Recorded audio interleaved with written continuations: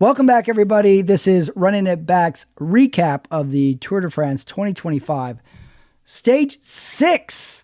That's right, and I'm coming in hot right after work. I got things to say. Let's heat up the mics. Let's go. No preparation needed because this by far was the most interesting stage of the tour so far. Why was it interesting? Because we had breakaway dynamics. We had breakaway riders to root for. We had a group behind the breakaway that was, by and large, still deciding what they were going to do as far as this breakaway. How were they going to play out the stage? We had the jersey change hands. We had polka dots points up for grabs. So let's get into it. Let's talk about it. Headlines for the day. For me, I got a huge win for not only Ben Healy, but EF Education, their cycling team. By and large, a team that is arguably underperformed over the last 5+ years. And they got their win in the Tour. And a great win, too. This was a hard-fought, strategic win by Ben Healy. Other headline, the jersey changes hands. Mathieu van der Poel, what were his intentions? What were his motivations in this breakaway today? And as we saw in the end, it was to get the jersey back by 1 second. 1 second. He's back in the jersey. Side headline, what was Simon Yates doing in that breakaway? Was Wiesma had a little plan in mind that they did not have materialize? What's going on there? Maybe a little something for later? Maybe a little satellite rider? Whatever it was an attempt. Don't be surprised if it happens again. Sorry, I told you I'm hot. Headline number 1, the Ben Healy EF Education win. He goes from 25 miles out from the breakaway. What that breakaway took just to form today, too, because we went in today not knowing if it was going to be a breakaway day. If it was going to be can Van der Poel win this stage? Does Pogacar go for this stage? What's happening here? Well, nobody really had a consensus of what was going to happen. And I got to say, even through the middle of this race, we didn't have a consensus of what was going to happen because the breakaway did not get over 2 minutes until well into the stage. UAE was doing a lot of chasing, and Pogacar said in the post-race interview that they weren't sure what they were going to do. And at some point they said, okay, let's chill. Let's not ride for the stage. So they were riding with intent as well. That breakaway started by Ben Healy and Quinn Simmons for the most part. Early in the race, over 100 miles to go, the break was forming. The break was forming, resetting, getting chased down, resetting. And when it finally formed, it's not like the group sat up and all took a nature break. They all rode hard. They rode under 2 minutes for a long time. That was headline number 1. Headline number 2, Van der Poel takes the jersey back. His intent, I don't know if his intent was to win the stage and get the jersey back, or once he saw he wasn't going to win the stage, to go for the jersey. But now he's in the jersey. Pressure off Pogacar and his team somewhat. So this kind of had a beneficial effect for UAE, even though they chased really hard today. How about all the Americans in the breakaway? We had Will Barta and Quinn Simmons. This was a pretty powerful break today. I was cheering for Quinn Simmons hard. This looked like a great stage for him. I was a little nervous about him on the climbs. He made it over all of them. And then ironically, it was a break that left the field. Him and the two-door cycling guy, I believe that was Michael Storer, were the only two to chase him. But when I turned my head, all of a sudden they were down a minute. I turned my head again, they were down a minute 40. That was some serious power from Ben Healy today, holding off 2 strong riders in a hard stage. Unbelievable. Any last headlines that I have today? Not really. Other than this was a great stage for the breakaway, but also that group could have brought them back if they wanted. A great stage for strategy. Pogacar exercising a bit of caution today. Very interesting how he used his team today. Very interesting that Wiesma put a guy in the break today. Very interesting. So that's what I'm saying. It's all very interesting.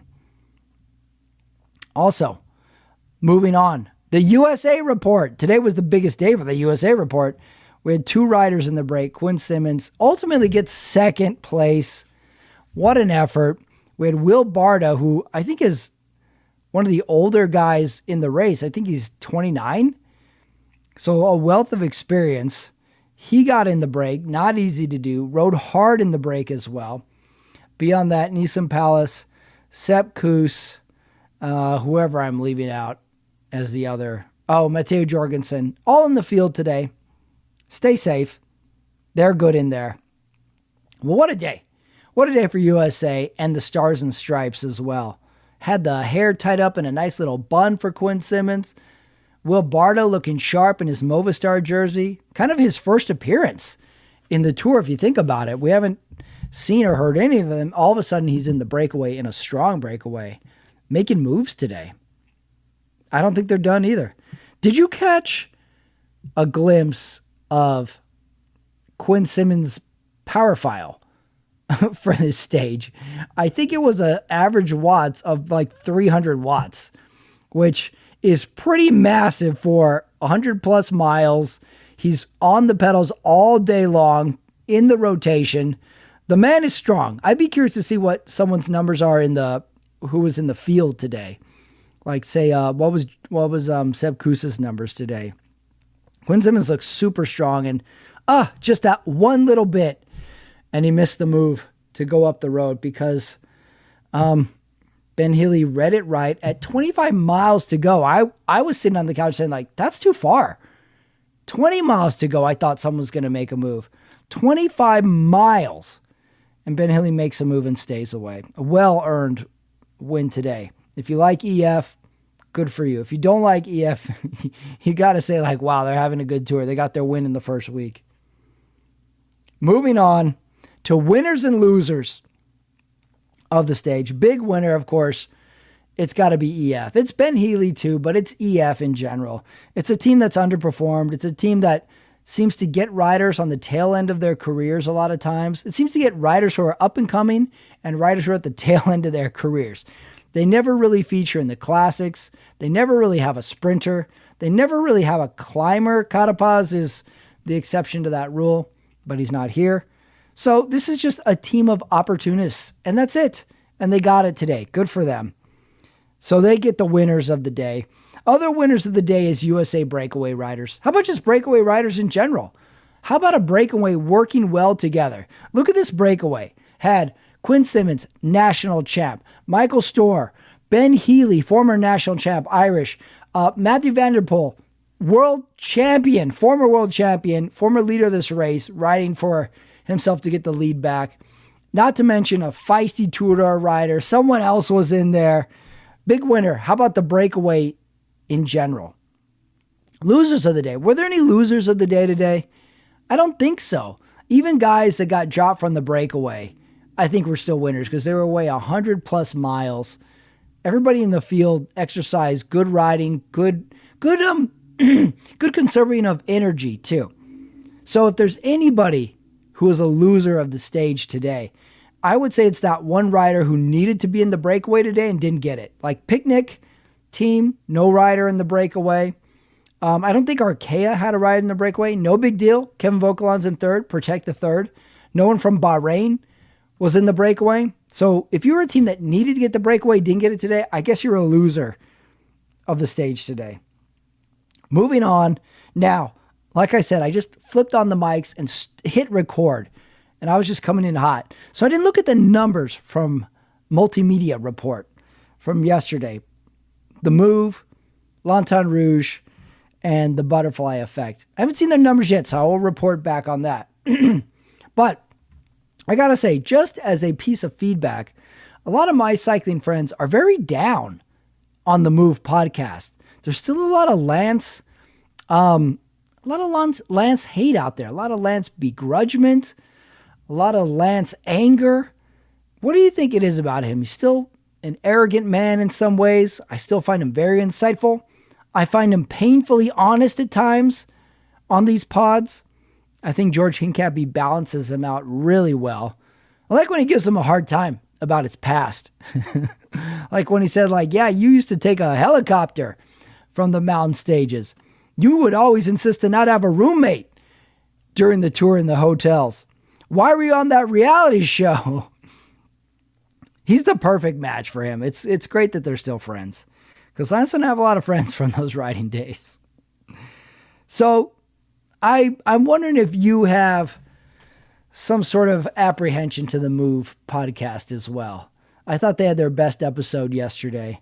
I can't wait to listen to today's and hear all the dynamics. Say a dynamic that I didn't necessarily hear or necessarily notice during the stage. That's the advantage of it.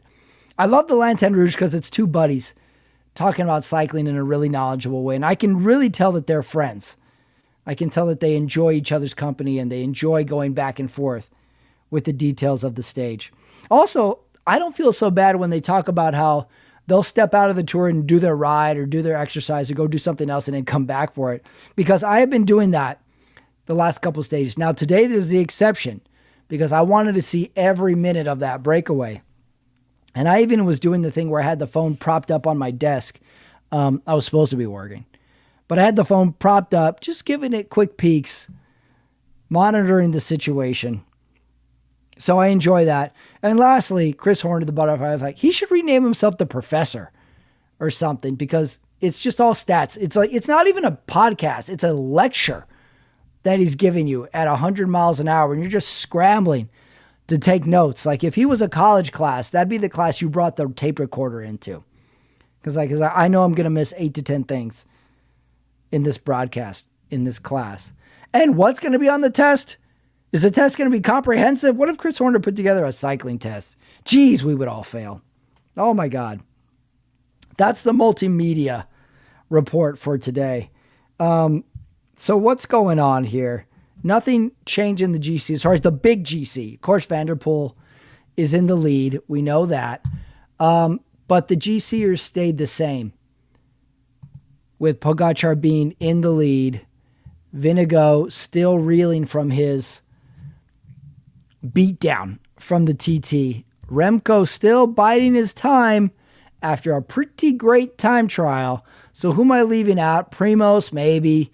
Vokalon just might be having a dream first week. Who else is in there? Like who's gonna be our fourth place? We still have not seen that. Although every single tour, somebody surprises and is in the GC that we don't expect. Now, back in my day, in the 2000s, that surprise guy was always kind of popped for doping a month and a half later. But hey, let's think on the positive. Maybe they were just training. Maybe they're sleeping at altitude. So let's take a look at stage 7 for a moment here, because now the tour is all heated up. Let's see what's in store for tomorrow. Stage 7 is labeled as hilly. It's 197 kilometers. Profile is interesting. Largely flat. We've got an intermediate sprint at 139 kilometers, followed by a category 4, followed by a category 3, followed by another category 3 into the finish. And it looks like it finishes on top of that category 3. So, I think we got a chance to see something again tomorrow. If I were to look at the stage, I would say there's a breakaway, but it's going to get brought back depending on the makeup of it. Could be another day for Quinn Simmons, to be honest, if he's got the legs. But a 4, a 3, and a 3, we saw that UAE probably could have brought back that group today if they wanted. So would anyone be surprised if another Visma satellite rider goes in the break tomorrow? Sepp Kuss, great day to be a satellite rider tomorrow. I wonder how long it's going to take before UAE puts a satellite rider in there, because it's become a really viable strategy. Don't be surprised if there's a GC rider teammate in the breakaway tomorrow. Exciting day, 197K, so fairly longish stage, and ending on a Cat 3, which we've seen Cat 3 stages, or Cat 3 mountains, are prime spots for lighting it up. We haven't seen any Cat 2s yet, so these are still our hardest climbs that are coming. So going into the weekend, let's just give a gander to stage 8. That's a flat stage. Stage 9, that's a flat stage. And then stage 10 is our big mountain stage. So we're kind of at the undercard right now. We're just sort of circling. We're sharks circling the prey, waiting for something to happen. Oh, did the prey move? Did someone twitch? Something going on? Not yet. Not yet. So who's your money on right now? Are you still Team Pogačar all the way? He's looked almost flawless this first week.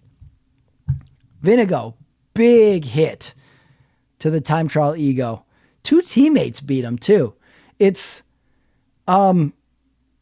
interesting. He just had a bad day, really bad day. He's got to work his way back now. I expect he'll have a good day in that first mountain. I know he wants redemption, so I'm not writing him off yet. And these days, there's so much pressure. It's so hard of a race.